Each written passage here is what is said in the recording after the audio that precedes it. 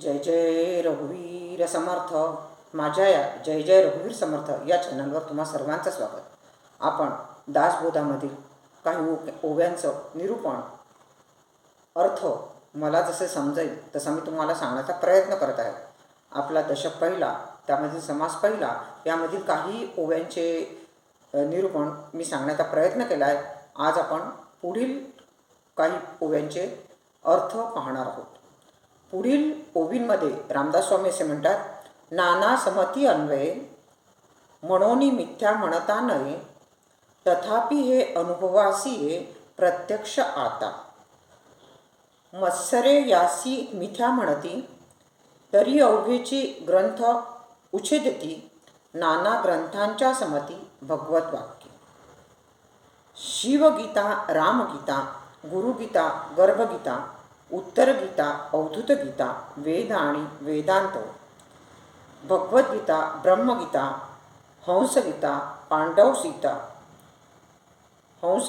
पांडवगीता, गणेशगीता, एमगीता, उपनिषदे, भागवत इत्यादिक नाना ग्रंथ समतीस बोलिले येथ भगवत वाक्य यथार्थ निश्चयसी. या काही ओव्या आहेत समास पहिला, दशक पहिलामधील.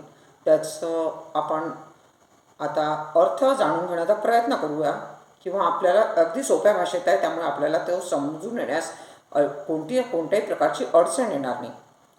ते म्हणतात, नाना ग्रंथांच्या समती, उपनिषदे, वेदांत श्रुती आणि मुख्य आत्मप्रचिती शास्त्रे सहित. हे मागील ओळीत म्हटलं आहे. पुढे त्यांनी म्हटलं आहे, नाना समती अन्वये म्हणून मिथ्या म्हणती नये, तथापि हे अनुभवासी प्रत्यक्ष आता. म्हणजे अनेक प्रकारचे आधार घेऊन मांडलेला दासबोधातील विषय खोटा किंवा चुकीचा म्हणता येणार नाही. कारण खूप मोठी ग्रंथसंबंधाचा आधार घेऊन हा दासबोध ग्रंथ केलेला आहे. तरी त्यास चूक आणि खोटा म्हणणारे अनेक जण असतात. हे आपल्या अनुभवाला येते की दासबोधामध्ये काहीही सांगितलं नाही अशी बरेच जण असतात. परंतु दासबोधामध्ये कशा प्रकारे मनुष्याने जीवन व्यतीत करावं हे खूप चांगल्या प्रकारे सांगितलेलं आहे. ते म्हणतात, मत्सरे यासी मिथ्या म्हणती, तरी अवघेची ग्रंथ उच्छेदती. नाना ग्रंथांच्या समती भगवत वाक्य. ते म्हणतात, मत्सरी माणसे यास खोटा म्हणतात.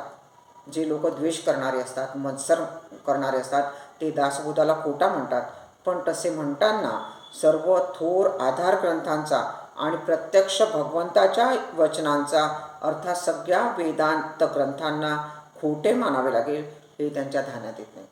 म्हणजे जे लोक दासबोधाला नावं ठेवतात, मत्सर करतात, परंतु त्यांच्या हे लक्षात येत नाही की दासबोध हा कोणत्या ग्रंथांचा आधार घेतलेला आहे. हा ग्रंथ लिहिताना हा विचार हे मत्सरी लोक करत नाही. पुढे ते म्हणतात, शिवगीता, रामगीता, गुरुगीता, गर्भगीता, उत्तरगीता, अवधूतगीता, वेद आणि वेदांते.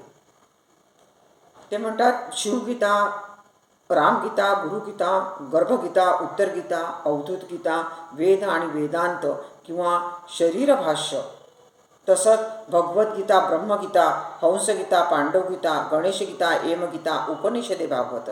भगवद्गीता आहे, ब्रह्मगीता आहे, हंसगीता आहे, पांडवगीता आहे, गणेशगीता आहे, यमगीता आहे, उपनिषदे आहेत, भागवत आहेत इत्यादिक नाना ग्रंथ समतीस बोलिले इथं भगवत वाक्य यथार्थ निश्चयसी. इत्यादी अनेक ग्रंथांचे आधार घेऊन हा दासबोध लिहिलेला आहे. प्रथम कोणत्याही विषयाचे स्वरूप विवेकाने निश्चित केलेले आहे. नंतर त्यास आधार देणारी आणि बरोबर तसाच सर्व असणारी भगवंतांची वचने घेतलेली आहेत. म्हणजे इतक्या सगळ्या ग्रंथांचा आधार घेऊन हा दासबोध ग्रंथ लिहिलेला आहे. तरी देखील मत्सरी लोक याला खोटा म्हणतात. तर हे त्यांना समजत नाही की मोठमोठ्या ग्रंथांचा आधार या दासबोधाला लाभलेला आहे. दासबोधामध्ये खूप आपल्या जीवनाला आधार देणारं, आपल्याला जीवनाचं सार सांगणारं असं दासबोधामध्ये लिखाण झालेलं आहे. आपण ते जाणून घेण्याचा प्रयत्न करणार आहोत. धन्यवाद. तुम्हाला जर माझं चॅनल आवडत असेल तर त्याला लाईक, शेअर आणि सबस्क्राईब करायला विसरू नका. धन्यवाद. शुका सारिखे पूर्ण वैराग्य जाचे, वसिष्ठा परिज्ञान योगेश्वराचे, कवी वाल्मिका सारिखा मान्य ऐसा, नमस्कार त्या सद्गुरु रामदासा. जय जय रघुवीर समर्थ.